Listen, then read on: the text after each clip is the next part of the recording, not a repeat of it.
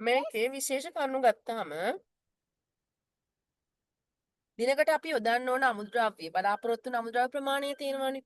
මේක ටැංකියේ පරිමාවත් එක්ක වෙනස් වෙනවා. සාමාන්‍යයෙන් ඔයා දිනකට අමුද්‍රව්‍ය කිලෝ 7ක් 8ක් පමණ තෙත් බරට යොදන්න බලාපොරොත්තු වෙනවා. මොකද මං කොහොමද පුතේ ජලයත් එක්ක මිශ්‍ර කරලා කරන්න කියලා.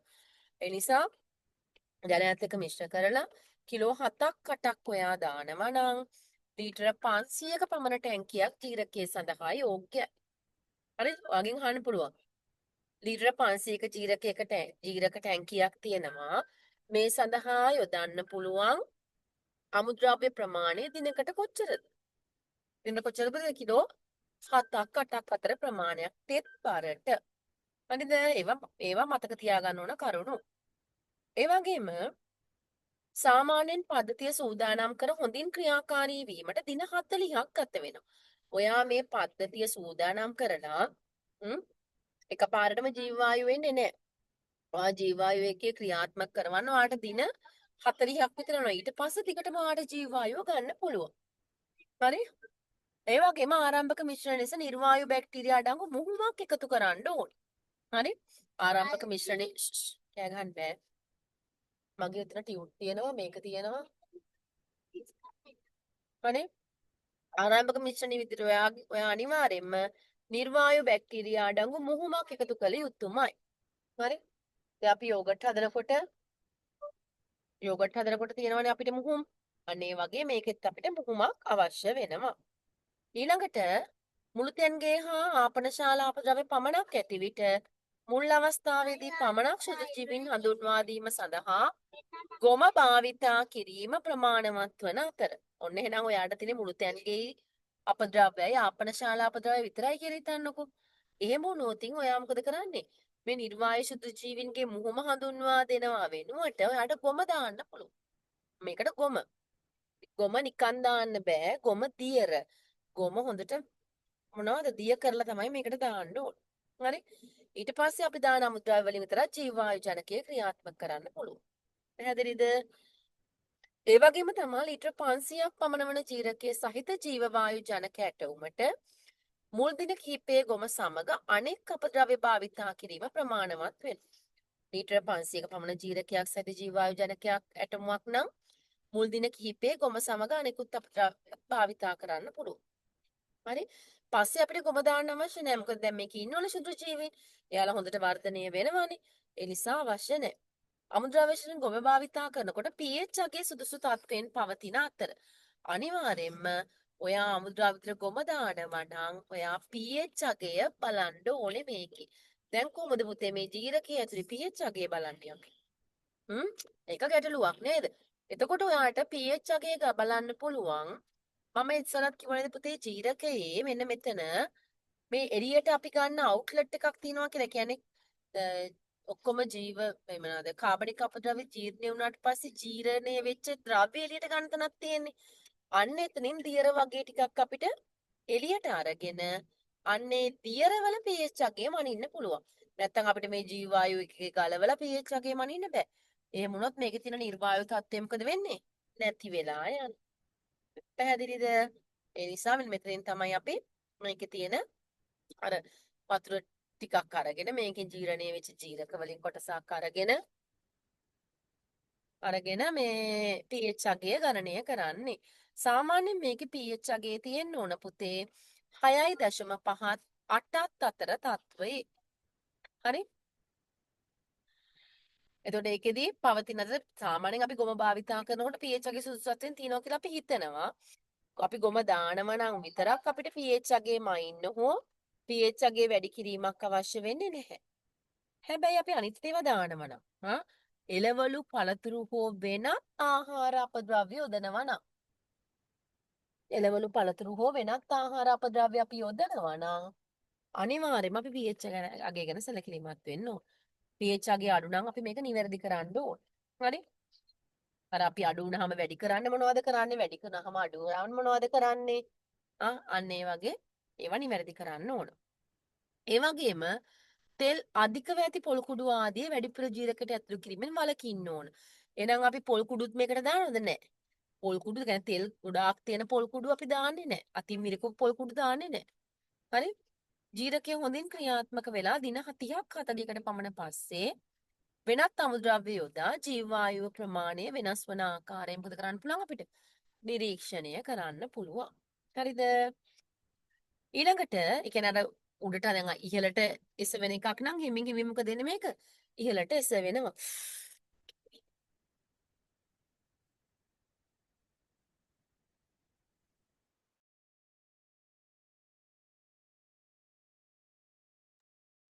ඊට පස්සේ කාබනික අපද්‍රව්‍ය ප්‍රමාණය කියන්නේ එළවලු බත් පළතුරු වගේ දේවල් යොදාගෙන ගත්තාම හරියටම 100 අනුපාතය ලැබෙනවා. ඒ කියන්නේ පුතේ අපි මේ කාබන් නයිට්‍රජන් රේෂියෝ එක හදන්න කියලා කියන්නේ අපි එකම අමුද්‍රව්‍ය විතරක් නොදා. ඒකයි මේ කියන්නේ. එළවලු පළතුරු බත් කියන එක දැන් අපේ එදිනෙදා හරි පුතේ පොඩක් සිග්නල් නැති වෙච්ච මොකක් හරි වුණා. මොකද පොඩි වර්ෂා ගතියක් එන නිසා. ඒක හිතන්න එපා ඔයගොල්ලෝ. දැන් ඇහෙනවනේ නේද? මං කිව්වේ මොකද්ද? කාබන් නයිට්‍රජන් ප්‍රතිශතය අපි හරියට තියාගන්න නම් අපි මුළු තැන්ගේ අමුද්‍රව්‍ය කියන අපි ඉවතලන දේවල් දැම්මනම් ඇති කියන එක. ඒ කියන්නේ ලෝලු පළතුරු බත් වගේ දේවල් ගත්තාම අපිට අර කාබන් නයිට්‍රජන් අනුපාතය හරි විදිහට ලැබෙනවා. හරිද? එක් වර්ගයක විතරක් අපි අමුද්‍රව්‍ය භාවිතා කරොත් ඉන්නේ. පාදනය වෙන වායු ප්‍රමාණය මොකද වෙන්නේ? වෙනස් වෙන්න පුළුවන් කියන එක.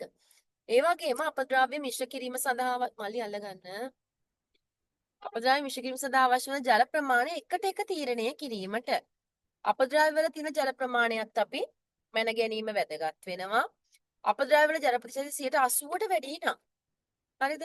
ඒ කියන්නේ හොඳට වතුර තියෙන අපද්‍රව්‍ය නම් අපිට එකට එක අනුපාතයෙන් අමුද්‍රව්‍ය ජලය මිශ්‍ර කරන්න පුළුවන්. ඒ කියන්නේ අපි බත් වගේ දෙයක් නම් ඒ වගේ පළතුරු වගේ මොන හරි කෑලි ටිකක් නම් එකට එක අනුපාතයෙන් මේක ජලයයි අමුද්‍රව්‍යයි මිශ්‍ර කරන්න පුළුවන්. ඒතර අපිට ජීවවායු නිෂ්පාදනය සුදුසු තත්ත්ව ලැබෙනවා. ඒ වගේම තමයි ජීවවායු නිෂ්පාදන සුදුසු අමුද්‍රව්‍ය වල ඝන ද්‍රව්‍ය ප්‍රමාණය මෙන්න මේ අතර වෙන්න ඕන. අන්න ඒවා මතක තියාගන්න. ජීවවායු නිෂ්පාදන සඳහා සුදුසු අමුද්‍රව්‍ය වල ඝන ද්‍රව්‍ය ප්‍රමාණය කොච්චරක් තියෙන්න ඕනද? 10%ක් 13ක් අතර වෙන්න ඕන. ඒ වගේම ජීවවායු ජනකයේ මුල් අවස්ථාවේදී නිෂ්පාදනය වන වායුවේ මීතේන් ප්‍රමාණය අඩු බැවින් දහනය නොවේ. දැන් අපිට එක මුලින්ම හදනවනේ පුතේ ජීවවායු ටික. මේක අපි නල මාර්ගයෙන් අරගෙන අපි ජීවවායුව දහනය කරන්න. කියන්නේ අපි ගෑස් එකට සම්බන්ධ කරන්නේ සාමාන්‍ය ගෑස් එකට මේක සම්බන්ධ කරන්න බෑ. හරි? එතකොට ඒ සම්බන්ධ කරනකොට දැන් ඔයගොල්ලන්ගේ ඉස්කෝලේත් අර තනි ලිපේ ගෑස් එකක් ඇති. නේ? ඒකට තමයි සම්බන්ධ කරන්නේ. ඒ වගේ සම්බන්ධ කරනකොට එකපාරටම දහණය වෙන්නේ නැහැ. මොකද මීතේන් ප්‍රමාණය ඉහළ ගියාම නිෂ්පාදනය වන ජීවවායු දහනය කරලා ශක්තිය ලබා ගන්න පුළුවන්. පොඩ පොඩ දැන් අපිට ජීවවායු ආව කියලා ඔක්කොම මීතේන් නෙවෙයි නෙන්නේ නේද? 100ක් මීතේන් නෙවෙයි. මීතේන් ප්‍රමාණයට CH4 ප්‍රමාණය වැඩි වෙනකොට තමයි ජීවවායු දහනය කරලා ශක්තිය ලබා ගන්න පුළුවන් වෙන්නේ. පැහැදිලිද? ඊළඟ පුතේ මේ තියෙන අපි සාමාන්‍යයෙන් අර නිකන් අපි කතා කරොතින් අමුද්‍රව්‍ය ඇතුළු කරනකොට අපි කොහෙද මෙන්න මේ ජීරකයේ පහළ කොටසටම ඇතුළු කරනවා කියලා. ඒ වගේම අර ජීරකයේ ඉහළින් අපි ජීරක ද්‍රව්‍ය පිට වෙන්න අවුට්ලට් එකක් දාලා තිනවා කියන. අන්න ඒක තමයි මෙතනදී ඔයගලන්ට පෙන්눔 කරලා තියෙන්නේ. පැහැදිලිද? හරි අමුද්‍රව්‍ය ඇතුළු කිරීමට සහ ජීරක ද්‍රව්‍ය පිට කිරීමට භාවිතා කරන නල සහ ජීවවායු පිටතට ගැනීමට භාවිතා කරන නල ජීරකයට සම්බන්ධ කිරීමේදී නිර්වායු තත්ත්ව පවත්වාගෙන යාම කෙරෙහි මොකද කරන්න ඕන අපි? අවධානය යොමු කරන්න ඕනේ. ඒ වගේම අමුද්‍රව්‍ය ඇතුළු කිරීමේ නලය ජීරකයේ බඳෙහි පැත්තකින් ටැංකියේ පතුලේ සිට උසින් භාගයක් පමණ වනසේ සකස් කරන්න ඕනේ. මේ අමුද්‍රව්‍ය ඇතුළු කරන නලය කොහොමද? ජීරකයේ බඳෙහි පැත්තකින් ටැංකියේ පතුලේ සිට උසින් භාගයක් පමණ. ටැංකියේ පතුලෙන් භාගයකටවත් පහළින් තමයි මේක තියෙන්න ඕන. හරි? ඒ වගේම ජීරක ද්‍රව්‍ය පිටතට ගන්නා නලය ජීරකයේ පතුලේ ඉඳන් 6න් 5ක් නැත්නම් 6න් 4ක් ඒ කියන්නේ මේකේ උඩකින්ම තමයි අපි මේක සම්බන්ධ කරන්නේ. ඒ වගේම අමුද්‍රව්‍ය අපි ගත්තාම රූපයේ පරිදි ඉහළ කෙළවරේ ජීරකයේ ටැංකියේ සිට 5 සෙන්ටිමීටර් 10 සෙන්ටිමීටර් පහළින් නැම්මක් ඇති ආකාරයට සකස් කරන්න. මොකක්ද ඒ කිව්වේ? මෙන්න මේ විදිහට මේ නැම්මක් තියෙන විදිහට. දැන් අපි ඉස්කෝලේ එකේ නම් තියෙන මෙන්න මෙහෙම ගිහිල්ලා මෙහෙම තියෙන්නේ පුතේ මෙහෙම උඩට. ඒත් නැම්මක් තියෙන. හරි අපිට ඕන අවස්ථාවලදී මේකෙන් මොන හරි පිටට ගන්න නම් මේක පහලට හරවන්න ඕනේ. මේක පහලට හරපු හැටි මොකද වෙන්නේ? මේකෙන් අපිට අමුද්‍රා මේ කියන්නේ ජීර්ණය වෙච්ච දේවල් එළියට ගන්න පුළුවන්. පැහැදිලිද? කුමන ආකාරයට ජීරකය සකස් කරත් ඒ නිර්වායු තත්ත්වය පවත්වා ගැනීමට හැකියවීම ආමැනික අමුද්‍රව්‍ය එකයි තියෙන්නේ පුතේ. තියෙන හරි. අමුද්‍රව්‍ය ඇතුළු කිරීමට හැකියවීම ජීරක ද්‍රව්‍ය පිටතට ගැනීමට හැකියවීම සහ ජීවායු පිටතට ගැනීමට හැකියවීම යන කාරණා ඉටුවීම වැදගත් වෙනවා. හරිද? මොන ආකාරයකට කියන්නේ අපිට එක එක විදිහට මේ ජීරක සකස් කරන්න පුළුවන්. හැබැයි අපි සලකා බලන්න ඕන කරුණු තමයි මේක නිර්වායු තත්ත්වයේ තියන්න පුළුවන්ද? අමුද්‍රව්‍ය ඇතුළු කරන්න පුළුවන්ද? ජීරක ද්‍රව්‍ය පිටතට ගන්න පුළුවන්ද කියන එක. තේරුණාද? ඔන්න ඒකෙත් අපිට ගොඩක් දේවල් ලැබුණා කියලා මම හිතනවා. පාඩම් කරගන්න දේ. එතකොට අපි 53 වෙනි ප්‍රැක්ටිකල් එකත් කතා කරලා ඉවර කරා. දැන් මෙතනදී ඔයගොල්ලන්ට මේ 53 පුතේ අමුගොම පිලිස්සු හුණු දාන්න කියලා තියෙනව නේද? පිලිස්සු හුණු අපි ගන්නේ ඒ කියන්නේ මේවා ගන්න මොනවද අපිට pH අගය සකස් කර ගැනීමෙත් තමයි අපිට පිලිස්සු හුණු වැදගත් වෙන්නේ. පැහැදිලිද? හරි. මම හිතනවා ඒකත් ඔයගොල්ලන්ට ගැටලුවක් නැතුව ඇති කියලා. ගැටලු තියෙනවද හොමින්දි? ගැටලු තියෙනවද පුතේ? කනිෂ්ක ගැටලු තියෙනවද? නෑ මැඩම් තේරුණා. හරි. නවීෂා ගැටලු තියෙනවද පුතේ?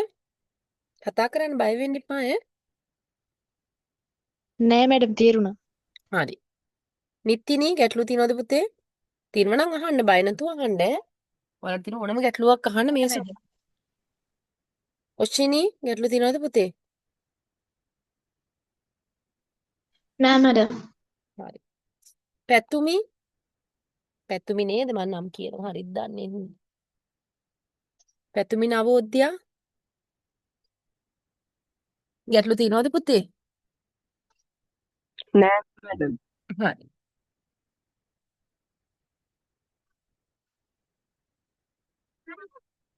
සුදු මහත්තයා මේ වාහනේ දොර වහන්න පුතේ. විනාඩියක් ඉන්න දරුවනේ.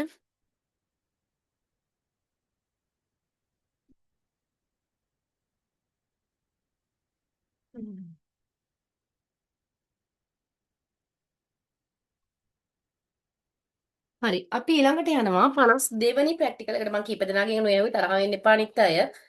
හරි 52 ගෘහස්ත ගණාපද්‍රව්‍ය නියදියක සංයුතිය නිර්ණය කිරීම. හරි බලමු අපි ඒක කොහොමද කරන්නේ කියන එක.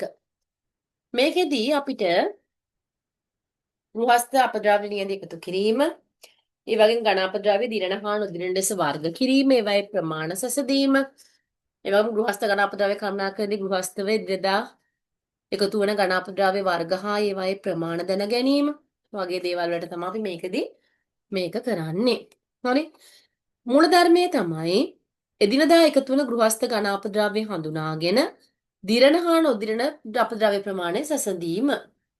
හරිද? මේකත් ඔයගලන්ට දෙන්න පුළුවන්. හරි මේකෙදි ඔයගලන් දැනගෙන ඉන්න පුතේ කොළ පාට ප්ලාස්ටික් බඳුන නම් මොනවද දාන්නේ? නිල් නම්, තැඹිලි නම්, රතු නම්, දුඹුරු නම් අපිට තියෙනව නේද? අන්නේ පැහැයන් වල තියෙන පැහැයන් වලට අපි දාන්නේ මොනවද කියන එක ඔයගලන් දැනගෙන සිටිය යුතු කරුණක්. හරි? මූලධර්මය මොකක්ද? ඝන අපද්‍රව්‍ය හඳුනගෙන ඒවා දිරණ හා නොදිරණ අපද්‍රව්‍ය ප්‍රමාණ සැසඳීම තමයි මූලධර්මය වෙන්නේ. ක්‍රමවේදය ගත්තොතින් ඝන අපද්‍රව්‍ය එකතු කිරීම සඳහා නියමිත ස්ථානයේ කොළ, නිල්, රතු, තැඹිලි, ප්ලාස්ටික් බඳුන් පිළිවෙලින් දිරණ කාබනික අපද්‍රව්‍ය, කඩදාසි, වීදුරු, පොලිතීන් හා ප්ලාස්ටික් ලෙස නම් කර තියලා මුලින්ම ඔගොල්ලෝ කරන්නේ මොකද? අපද්‍රව්‍ය වෙන් කරගන්න ඕන. සාමාන්‍යයෙන් අපද්‍රව්‍ය වෙන් කරගන්නේ නැතුව අපද්‍රව්‍ය අපිට ගණනය කිරීමක් කරන්න බෑ දරුවෝ. හරිද? ඒ නිසා තමයි දැන් උනත් ඔයගොල්ලන් දැකලා ඇති මේ ඔය කුණු එකතු කරගෙන යනකොට කොයි වෙලාවකවත් මේ අපද්‍රව්‍ය වෙන් කරලා නැත්තම් මේවා මොකද කරන්නේ නැත්තේ? අරගෙන යන්නේ නෑ නේද? ඒ වගේම දෛනිකව අපද්‍රව්‍ය තරාදීන් වෙන වාර්තා තියාගන්න මාසයක් පුරා ඉවතින් අපිට විභාගෙදී එන්න පුළුවන් මෙහෙමයි. ඔයාලට ඝන අපද්‍රව්‍ය වර්ග මෙහෙම නිල් කොළ තැඹිලි හොවය දාලා ඔයාගෙන් අහන්න පුළුවන් මේවයින් දිරණ ද්‍රව්‍ය ප්‍රතිශතයක් වශයෙන් කොච්චරද?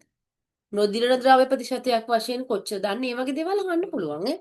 කිලෝ එකක තමයි මේ තියලා තියෙන්නේ. කිලෝ එකක් තමයි මේ වෙන් කරලා තියෙන්නේ. ග්‍රෑම් වලින්. එතකොට මේකේ ප්‍රතිශතය කොච්චරද කියන. ඒතර කිලෝ එකකට නිල් පාට එකේ තියෙන ඒවා මෙච්චරක් නම් 100ට කොච්චරද කියලා බලන්න පුළුවන් නේද? අන්න ඒ වගේ ඔයාට එන්න පුළුවන්. හරි?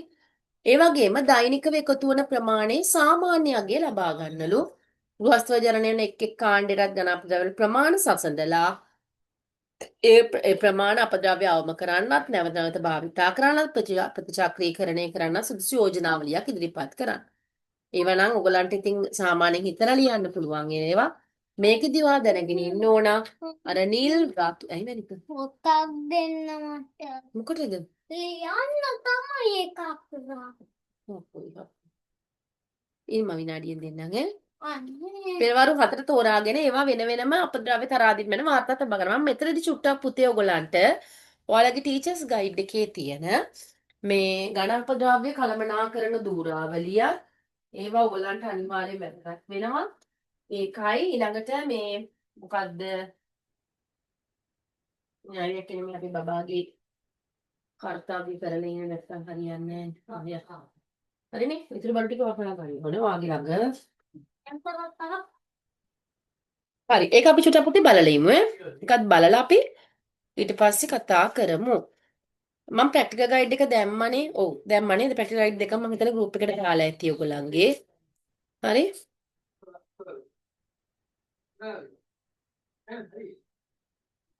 ඒ නිසා චුට්ටක් ඉන්න ටෙස්ට් ගයිඩ් එක ගන්නකම්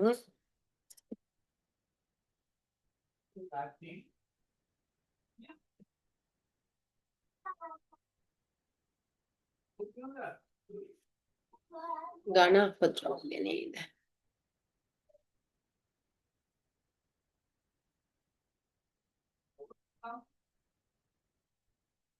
හරි.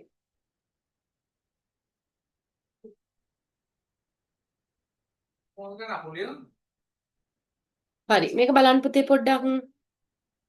හැමෝටම පේනවද කියලා චුට්ටක් කියන්න පුතේ. මට නැත්තම් පේන්නේ නැත්තම් කතා කරගෙන ගිහින් වැඩක් නැහැ නේ.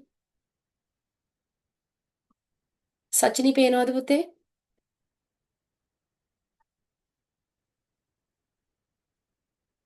සචිනි පේනවද? ස්ක්‍රීන් එක පේනවද පුතේ? පේනවා මැඩම්. හරි. මේ ඝන අපද්‍රව්‍ය ගත්තොත් ඉතින් ඝන අපද්‍රව්‍ය ගැන චූටි දේවල් ටිකක් කියන්න. මොකද ඔයගොල්ලෝ දැන් පාඩම් කරලා මම දන්නවා ඔයගොල්ලෝ දන්නවා කියලා. ඒ වුණාට කමක් නැහැ. ඝන අපද්‍රව්‍ය ගැන චූට්ටක් දේවල් ටිකක් තියෙනවා. අපි ටික කතා කරගෙන යන්. හරි. මේවා නෙවෙයි. මේ ඝන අපද්‍රව්‍ය ගත්තාම මේ ඝන අපද්‍රව්‍ය වල අපි කතා කරනවා පුතේ ලක්ෂණ ගැන. නේද? ඝන අපද්‍රව්‍ය පුතේ තාත්තකින් අහන්නකෝ. ලක්ෂණ තමයි ප්‍රධාන වශයෙන් මැරෙන භෞතික ලක්ෂණයි ඝන අපද්‍රව්‍ය කළමනාකරණය පිළිබඳ තීරණ ලබා ගැනීමේදී භාවිත වන අනෙකුත් භෞතික ලක්ෂණයි කියන දෙක. හරි? ප්‍රධාන වශයෙන් මැරෙන භෞතික ලක්ෂණ ගත්තොතින් ඝනත්වය, විශිෂ්ට ගුරුත්වය, සරණතිකල ප්‍රමාණයේ ව්‍යාප්තිය සහ තෙතමන ප්‍රමාණය කියන කාරණා තුන. හරිද? අනෙකුත් භෞතික ලක්ෂණ ගත්තොත් දෘශ්‍ය ලක්ෂණ, වර්ණය, චුම්බකත්ව ලක්ෂණ, විද්‍යුත් ලක්ෂණ මේකද පුතේ? ඕන එකද? එහෙනම් මොකද්ද? හරි. සවිවරතාව වගේ දේවල් අපි අනෙකුත් භෞතික ලක්ෂණ විදිහට ගන්න. ඒ වගේම ඝන අපද්‍රව්‍ය රසායනික ලක්ෂණ තියෙනවා නේද? රසායනික ලක්ෂණ විදිහදී අපි වාෂ්පශීලී පහසුවෙන් දැවෙන ද්‍රව්‍ය, සංවෘත වදුරක 950 උෂ්ණත්ව ස්කන්ධය අඩුවීමයි, තිර කාබනුයි අලුයි අපි ගන්න. හරිද? ජෛවීය ලක්ෂණ ගත්තොත් දි รา පත් වීමයි ගන්ධයන් මැස්සන්ගේ ගන්ධය සහ මැස්සන්ගේ අභිජනනය අපි ගන්න. ඒව ගුණ දැනගෙන ඉන්න ඕන කරුණු. හරිද? ඊළඟට ඔයාලට එන්න පුළුවන් ඝන අපද්‍රව්‍ය තෙතමන ප්‍රතිශතය ගණනය කරන්න. ඒව නම් ඔයගලන්ට පුළුවන් නේද? ඊට පස්සේ මෙන්න මේක ඔයගලන් දැනගෙන ඉන්න ඕන. මොකද්ද අපද්‍රව්‍ය කළමනාකරන දූරාවලිය. නේද? දූරාවලිය ගත්තාන් පස්සේ සාමාන්‍යයෙන් මේ ඝන අපද්‍රව්‍ය කළමනාකරන දූරාවලිය ඉහළට තියෙන ත්‍රිකෝණයක් තමයි තියෙන්නේ. ඒකේ වැඩි ප්‍රමුඛතාවයක් තියෙන්නේ ඉහළට. ඒවා දැනගෙන ඉන්න. ඒ වගේම ඉහළම තියෙන්නේ වැළැක්වීම, ඊළඟට අවම කිරීම, නැවත භාවිතය, ප්‍රතිචක්‍රීකරණය, ශක්ති උත්පාදනය සහ බැහැර කිරීම. ඒතර මේ බැහැර කිරීම කියන එක තියෙන්නේ අවසානම කොටස යටතේ. ඒ කියන්නේ බැහැර කිරීම තමයි අඩුම ප්‍රමුඛතාවයක් තියෙන්නේ. අපිට වළක්වන්න පුළුවන් නම් ඒක තමයි වැඩිම ප්‍රමුඛතාවයක් තියෙන D. පැහැදිලිද? ඒ වගේම තමයි ඔයා මතක තියාගන්න ඕනේ මේකෙදි මෙන්න මේ කරුණු කාරණා ටික මොනවද? මොනවද පුතේ? වර්ණ කේත ටික මම අර ඉස්සෙල්ලා කිව්වේ. නිල් පාට මොකක්ද? නිල් පාට නම් අපි ඒ වගේ වැය දාන්නේ මොනවද? කඩදාසි. ඊළඟට රතු පාට නම් රතු පාට ඒවට අපි දාන්නේ වීදුරු. තැඹිලි පාට මොන හරි භාජනයකට අපි දාන්නේ ප්ලාස්ටික් අපද්‍රව්‍ය නේද? දුඹුරු පාට නම් අපි ඒකට දානවා ලෝහ, ඒ වගේම පොල් කටු. කොළ පාට භාජන වලට අපි දාන්නේ කාබනික අපද්‍රව්‍ය. කියන්නේ දිරණ කාබනික අපද්‍රව්‍ය. පැහැදිලිද? ඔන්න ඔය ටිකත් ඔයගලන්ට වැදගත්. ඒකත් මතක තියාගන්න. ඔය දෙක තමයි මට මේකේ පෙන්වන්න ඕනකම තිබුණේ. ඒ වගේම මේ කසරට අඳවන තියෙනවා. කසරට අඳවන වල කොටස් නම් කරන්න. මේ ඔයගොල්ලෝ දැනගෙන ඉන්න ඕනේ. ඒවා වාසි අවාසි නේද? ඕවා දැනගෙන සිටිය යුතුයි. හරි. අපි ඊළඟට යමු ඔයගොල්ලන්ගේ ප්‍රැක්ටිකල් ගයිඩ් එකට නැවත. හරි. දැන් අපි 53 දෙවෙනි ප්‍රැක්ටිකල් එකක් කතා කරලා ඉවරයි. 51 වෙනි ප්‍රැක්ටිකල් එකට යමු. 51.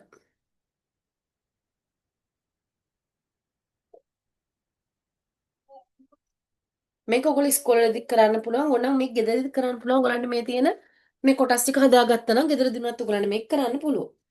මේක තමයි ඝන අපද්‍රව්‍ය නැත්නම් ඝන කඩදාසි ප්‍රතිචක්‍රීකරණය කරලා.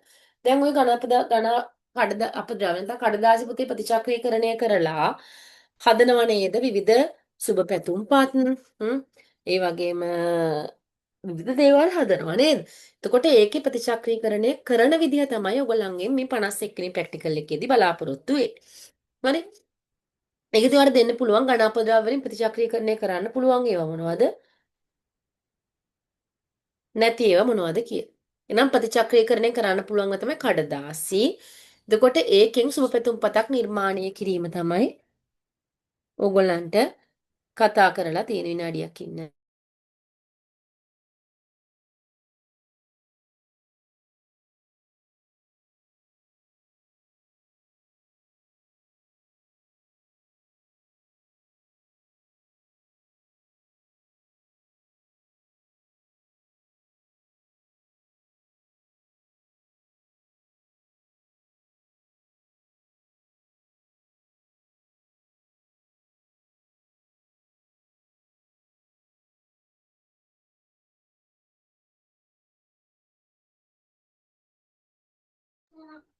හරි.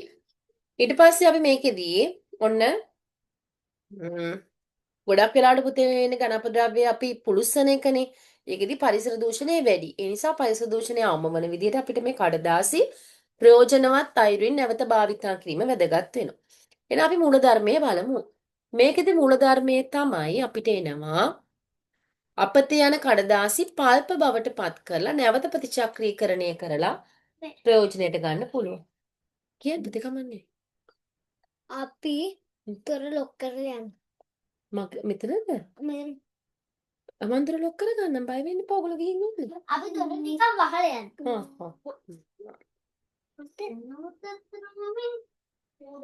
හරි මම මේ පන්ති ඉවරලා ඔයගලන්ට ඔක්කොම කියලා දෙන්න. හොඳ බබාලා වගේ හරියට යන්නකෝ.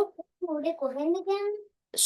කියන්නකෝ. මේකේ පුතේ මේ සිල්ක් ස්ක්‍රීන් රෙදි කෑල්ලක් අරගන්න ඕන. හાર્ඩ්වෙයාර් ක්ලෝත් කැබැල්ලක්, ස්ටේප්ලර් ගන්න එකක්. ඒක ඔයගලන්ගේ ඉස්කෝලවල ස්ටේප්ලර් ගන්න තියෙනවා. ඒ වගේම මූහත් තලයක්, බ්ලෙන්ඩර් එකක්, ඩක් ටේප් එකක්. හරිද? ඒ වගේම බේසමක් ටිකක් ලොකු, ප්ලැනර් රෙදි කැබලි දෙකක්, රෝලින් පින් එකක්, ඒ වගේම විදුලි පංකාවක්. පොඩ්ඩක් පුතේ ඔය උපකරණ ටික බලා ගන්නකෝ. ඔයාලා දොර ලොක් කරගෙන යන්න එපා. මේ ඩීජේ ආවොත් කියන්නේ මේක දලා පුරාත් කරන්න.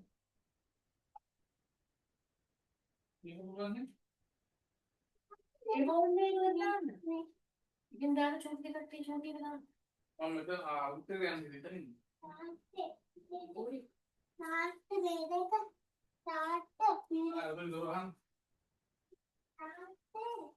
හරි ඔයගේ පස්සේ ඊට පස්සේ ඔයගලන්ට පුළුවන් ලෑල්ලක්, වයර් කටර් එකක්, ෆෝම්, වෙදර් ස්ට්‍රිප්, ටේප් එකක්. මේවා ඔයගලන්ට මේ මොනවාද හાર્ඩ්වෙයාර් එකට ගියත් ගන්න පුළුවන්. මේවා කිව්වට පස්සේ මේ වගේ එකක් ඔයගලන්ට තනියම ගෙදරදී හදාගෙන උනත් කරන්න පුළුවන් පුතේ. ඒ හින්දා තියෙනවා ඔන්න ක්‍රමවේදය. මුලින්ම ඔයා අච්චුව හදාගන්න ඕනේ. මේ අච්චුවක් හදාගන්නකොට ඔයා සෙන්ටිමීටර 30 20 ලී රාමුවක් අරගෙන ඒ රාමුවේ ප්‍රමාණයට මදක් වැඩියෙන් වයර් කටර්ස් හා කතුරු ආධාරයෙන් ඔය හાર્ඩ්වෙයාර් ක්ලෝත් එකයි සිල්ක් ස්ක්‍රීන් එකයි කපා ගන්න ඕන. මේ තියෙන ඒ වගේ මෙන්න මේක තියලා ඉවරලා මොකද කරන්නේ අපි? මේක කපා ගන්නවා. මේකට වඩා චුට්ටක් වැඩිපුර තිය. හරිද? මේ ලී රාමුව අරගෙන ඊට පස්සේ ලී රාමුව එක් පැත්තක එක් විවෘත පැත්තක හાર્ඩ්වෙයාර් ක්ලෝත් හා ඊට උඩින් වින්ඩෝ ස්ක්‍රීන් එක තියලා ස්ටේප්ලර් ගන්න හැකි මේ තියෙන ස්ටේප්ලර් ගන්න එකක් මේකෙන් ගහන්න. හරිද? ඊට පස්සේ ස්ටේප්ලර් ගන්න ගැහුවට පස්සේ මේ අනවශ්‍ය කොටස් ටික අපි කපලා ඉවත් කරගන්න. මේ තියෙන අනවශ්‍ය කොටස් ටික හાર્ඩ්වෙයාර් ක්ලෝත් එක කපලා ඉවත් කරගන්න. ඊට පස්සේ දාර හතරටම ඩක් ටේප් දාලා හොඳට ආවරණය කරගන්නවා. හරි? ඩක් ටේප් ගහලා අපි ආවරණය කරගෙන අපිට ලී රාමු දෙකක් තියෙනවානේ. දෙවෙනි ලී රාමුව අරගෙන ෆෝම් වෙදර් ස්ට්‍රිප් ටේප් එක යොදලා මේ විදිහට ආවරණය කරනවා මේ. හරිද? ආවරණය කරලා ඊට පස්සේ මේ ෆෝම් වෙදර් ස්ට්‍රිප් වෙනකොට ජලය කාන්දුනවන වෝටර් ප්‍රූෆ් පොලිතින් උනත් අපිට භාවිතා කරන්න පුළුවන්. භාවිතා කරාම ඔයාට මෙන්න මේ වගේ අර අපි මුලින් හදාගත්ත රාමුවයි ඊළඟට හදාගත්ත රාමුවයි දෙකම ඔන්න අපිට එනවා. හරි?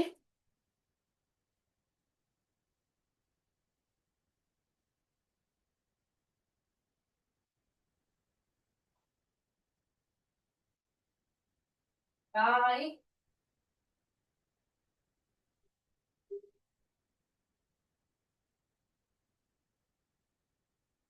හරිද පුතේ?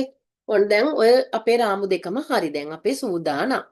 ඊට පස්සේ අපි කරන්නේ දැන් අපේ අපේ ප්‍රතිචක්‍රීකරණය කරපු මේ කඩදාසි ටික අපි හදා ගන්න ඕන. ඒකදී අපි කරන්නේ පාවිච්චියෙන් ඉවත් කරපු කඩදාසි අරගෙන මේවා පොඩි කොටස් වලට කඩන. නැත්නම් කපන. හරි? කපලා නැත්නම් ඉදාගන්න මේ තියෙන 2.5 ප්‍රමාණයේ කුඩා කැබලි වලට. ඒතර ඒවා මනින්න අවශ්‍ය නැහැ. කුඩා කැබලි වලට අපි ඉරා ගන්න. ඊට පස්සේ කඩදාසි අපි බ්ලෙන්ඩර් එකකට දාන්න. හරි? බ්ලෙන්ඩර් එකකට දාලා වතුර දාලා මේක අඹර ගන්න. ගොඩාක් වතුර නෙමෙයි සාමාන්‍ය වතුර දාලා අපි මේක අඹර ගන්න. අඹරගෙන මේ පල්ප ද්‍රාවණය අපි ලොකු බේසමක් කරන් බේසමට දාන්න. මේ පල්ප් එක නැත්නම් පල්ප ද්‍රාවණය ලොකු බේසමකට දාලා හොඳට ජලයක් දාලා මේක මිශ්‍ර කරනවා. ගොඩාක් අපි වතුර දාන්නෙත් නෑ. හොඳේ. පල්පේ දැම්ම වතුර දාලා අපි නිකන් ඇති කියලා හිතන ප්‍රමාණයට දාලා අපි වතුර දාලා මිශ්‍ර කරනවා. ඊට පස්සේ අපි අර රාමුව ගත්තානේ. රාමුවේ කොටස් දෙකක් අපි හදාගත්තානේ. ඒතර හાર્ඩ්වෙයාර් ක්ලෝත් හා වින්ඩෝ ස්ක්‍රීන් රාමුවට උඩින් තමයි අපි ෆෝම් වෙදර් ස්ට්‍රිප් යොදලා හදාගත්ත ආවරණය තියෙන්නේ. සාමාන්‍ය මෙතන ආවරණය තියෙන විදිහ මේ. හරිද? ආවරණය තියලා අපි මොකද කරන්නේ මේ රාමු දෙකම අංශක 45ට කෝණමානයක් අවශ්‍ය නැහැ අපි ටිකක් ඇල කරලා මේ බේසමේ තියෙන පල්පය තුලට දාන්න. හරිද? දාලා ඊට පස්සේ මේ රාමු දෙකම තිරස්ව පිහිටන ලෙස තියලා මේ අතට මෙහෙම දාලා මේ අතට මෙහෙම ඇතුල් කරලා මේ දෙක අපි ද්‍රාවණයේ ඇතුලේදී තිරස්ව තියෙනවා මේ විදිහට මේ තිරස්ව තියලා අපි ඉහළට ගන්න. එහෙනම් මේ මොකද්ද කරේ? රාමු දෙකම අංශක 45ට තියලා බේසමට ඇතුළු කරා. ඊට පස්සේ ඒක තිරස්ව තිබ්බා. ඊට පස්සේ අපි ඒක ඉහළට ගත්තා. පැහැදිලිද මේ 1 2 3 පිළියෙල පින්තූර 3? ඉහළට ගත්තා. ඉහළට ගන්නකොට පුතේ මේ දෙක අතරමැද අර ප්‍රතිචක්‍රීකරණය කරන්න අපි ගත්ත කඩදාසි පොඩි පොඩි පල්ප එකතු වෙලා තියෙන්නේ. හරිද? එවිට තුනී ස්තරයක් ලෙස වින්ඩෝ ස්ක්‍රීනින් මත කඩදාසියේ පල්පයේ තන්තු තැන්පත් වෙලා තියෙනවා. ඊළඟට අපි කරන්නේ පැනල් රෙදි කෑල්ලක් මත එක තියෙන. දැන් අපි ඉස්කෝලේ සාමාන්‍යයෙන් මේක කරනවා. ඉස්කෝලේ කරනකොට මේක කරලා මේ ළමයි හදනවා. හරි? බලමු කරන්න. මේ පන්දිත අපි මේක හදලා අපි කරමු. හරි? ඊළඟ පැනල් රෙදි කැබැල්ල ලෑල්ල මත තියලා එය මතට රාමුවේ ඇති කඩදාසි ස්තරයේ පරිස්සමින් ඉවත් කරගන්න. පැනල් රෙදි කැල්ලක් තියලා හිමීට මේක ගන්න පුළුවන්. මේ කඩදාසි ස්තරය පරිස්සමින් ඉවත් කරගන්න පුළුවන්. ඒතර මේ වගේ ඔන්න කඩදාසි ස්තරය තියෙන. ඊට පස්සේ අපි කරන්නේ මේ කඩදාසි ස්තරයේ උඩින් පැනල් රෙදි කෑල්ලක් හරි ස්පොන්ජ් එකක් තියන්නත් පුළුවන්. හරි මේ ස්පොන්ජ් එකක් හරි පැනල් රෙදි කෑල්ලක් හරි මේක උඩින් තිය මොකද කරන්නේ?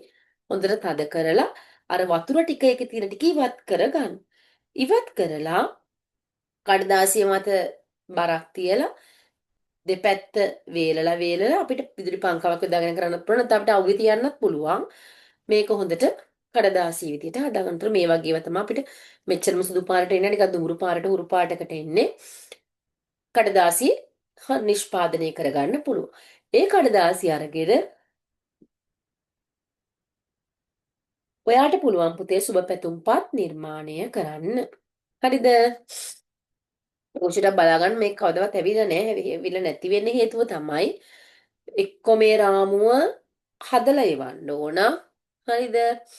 මේක එන්න බැරි කමක් නෑ. මොකද මේ රාමුව අපිට රාමුව හද ඉන්න වෙලාවක් නෑනේ පැය භාගයක් ඇතුළතදී.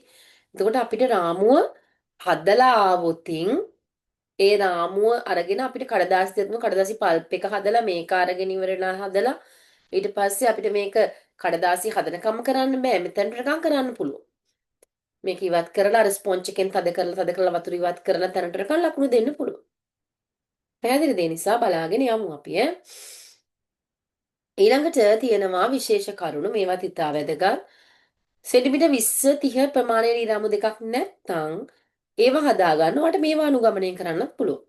පොඩි එකක් සෙන්ටිමීටර් 5.5 ප්‍රමාණය සෙන්ටිමීටර් 30ක් දිග ලී කැබලි 4ක් හා දිග පළල කියන්නේ මේ පළල ප්‍රමාණය 5 වැඩි කිලෝ 2.5 ප්‍රමාණය සෙන්ටිමීටර් 20 දිග ලී කැබලි 4ක් කපා ගන්න පුළුවන්.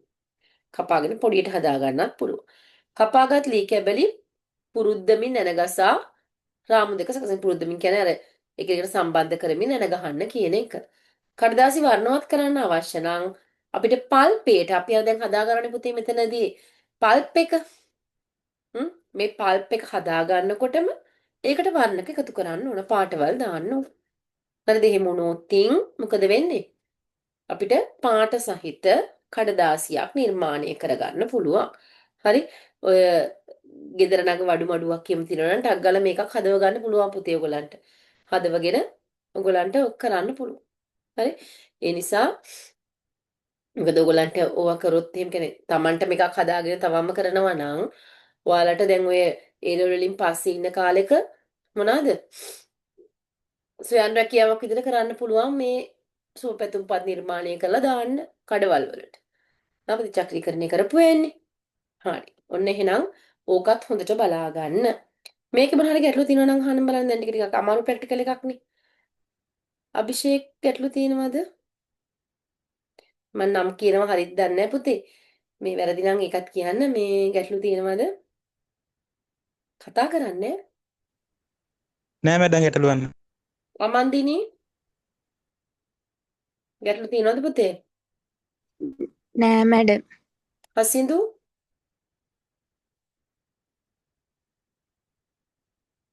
හසින්දු ගැටලු තියෙනවද පුතේ?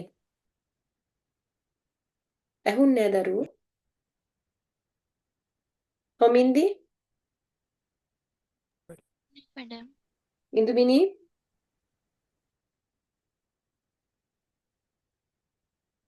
ඉන්දුනී නෑ මැඩම්. කවිෂා කවිෂ් කියලා දෙන කවිෂා වෙන්න ඕනේ. නවීෂා ගැටලු තියෙනවද පුතේ? නෑ මැඩම්. නිතිරි ගැටලු තියෙනවද?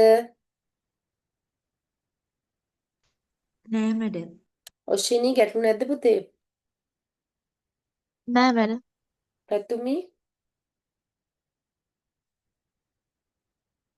නෑ මැඩම් අවුලක් නෑ. සචිනී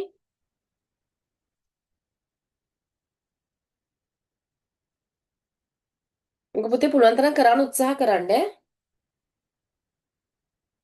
සනීර අවුලක් හරි සනීර අපේ ඉස්කෝලේ යනම් මේක ඉස්කෝලේත් කරනවා අපි බලමු පන්තිදි කරන්න කොහොම හරි උත්සාහයක් නෑ දරන්න. මැඩම්. සෙනාලි ගැටලු තියෙනවද පුතේ? නෑ මැඩම්. සෙනේෂ් සෙනේෂ් කට් වෙලා ආයි ආවනේ. සෙනේෂ් ගැටලු තියෙනවද පුතේ? නෑ මැඩම් නෑ. සිතුමිනී නෑ මැඩම්. තරුෂ ගැටලු තියෙනවද පුතේ? 30 වෙනි ගැටලු තියෙනවද? නෑ මැඩම්. උතුමි ගැටලු තියෙනවද උතුමි? නෑ මැඩම්. වරංගනා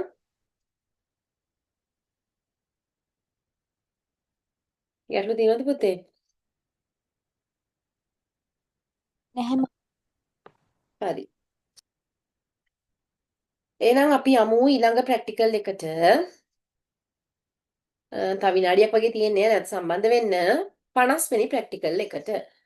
50 වෙනි ප්‍රැක්ටිකල් එක අපි ගත්තාම භූමි අලංකරණයෙන් තමයි 50 වෙනි ප්‍රැක්ටිකල් එක ඇවිල්ලා තියෙන්නේ. ඒක ටිකක් දිගයි ප්‍රැක්ටිකල් එක. හරි. උද්‍යානයේ මෘදු අංග නඩත්තු කිරීම. හරිද? එතකොට ඔයාලට මේකෙදි ගස් කප්පාදු කරන හැටි, වැටවල් කොහොමද අපි හදාගන්නේ මේ සියල්ලම ඔයගොල්ලන්ට කතා කරන්න වෙනවා. ඒතර මේක ගොඩක් කරලා ප්‍රැක්ටිකලි වට කරලා පෙන්නනවට වඩා මේකෙන් ප්‍රශ්න එන ප්‍රමාණය තමයි වැඩි. හරිද? මේකෙදි අපි ශාක කප්පාදු කරනකොට මොන උපකරණ තෝරගන්න. ඒ වගේම කප්පාදු ක්‍රම මොනවද? ඒ වගේම වැල් වර්ග පුහුණු කරනවා නම් අපි